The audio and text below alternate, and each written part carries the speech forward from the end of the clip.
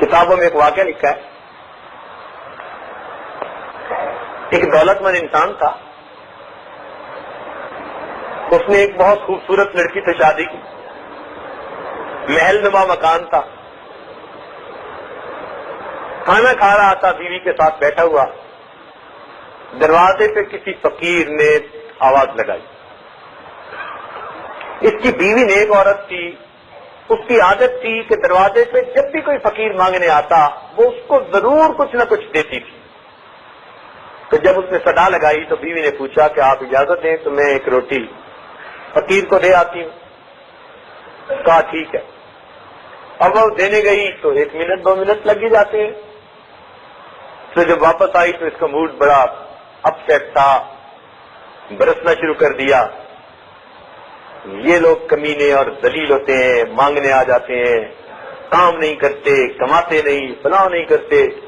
اس نے تو جنرلی فقیروں کے اوپر برسنا شروع کر دیا۔ اب کچھ ہوتے معذور ہیں، مجبور ہیں، ہر ایک کے حالات ایک جیسے تو نہیں ہوتے، لیکن اس کی تکبر کی یہ باتیں اللہ رب العزت کو ناپسند آ گئی۔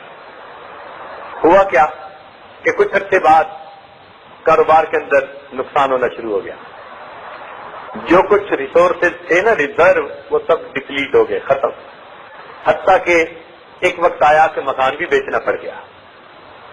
پھر ایک وہ وقت آیا کہ یہ اپنی بیوی کو بھی سپورٹ نہیں کر سکتا تھا، بیوی کو بھی کہا کہ میری طرف سے طلاق ہے، تو اپنے ماں باپ کے گھر جا کر۔ اتنے حالات برے ہوئے، لڑکی ماں باپ کے گھر آ گئی، 1 سال اپنے اس گھر پہ رہی، خوبصورت تھی، خوبصیرت تھی۔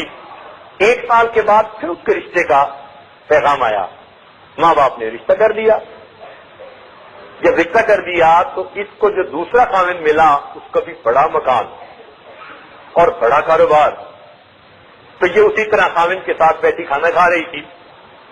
اللہ تعالیٰ کی شان کے دروازے سے کسی فقیر نے صدا لگائی اللہ کے نام سے، تو اس کی چونکہ عادت تھی کہ یہ دیا کرتی تھی ضرور اللہ تعالیٰ کے نام سے، اس نے پھر کہا جی میں دے آؤں، اس نے کہا دے آؤ۔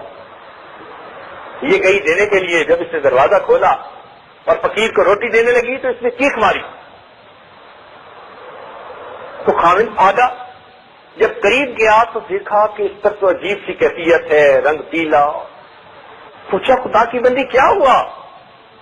کہنے لگی کہ جب اس فقیر کو میں روٹی دینے لگی تو میں نے دیکھا کہ یہ فقیر وہی تھا جو میرا پہلا خاوند تھا، میرے دروازے پہ بھیک مانگ رہا تھا۔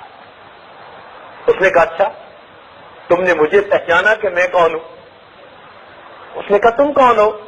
کہنے لگا یاد کرو ایک وقت تھا جب تم روٹی دینے آئی تھی اور میں تمہارے دروازے پہ بھیک مانگنے کے لیے کھڑا تھا۔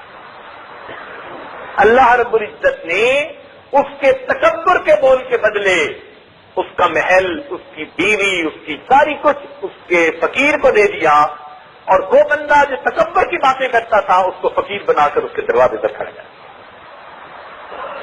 تو ہم اپنی اوقات نہ بھولیں، سمجھے؟ کسی کو تانا نہ دیں، کسی کو آر نہ دلائیں۔ کوئی اگر مصیبت میں پھنس گیا ہے، اس کی اولاد سے کوئی غلطی ہو گئی، اس کی بیٹی سے کوتاہی ہو گئی، ہم کسی کو آر نہ دلائیں۔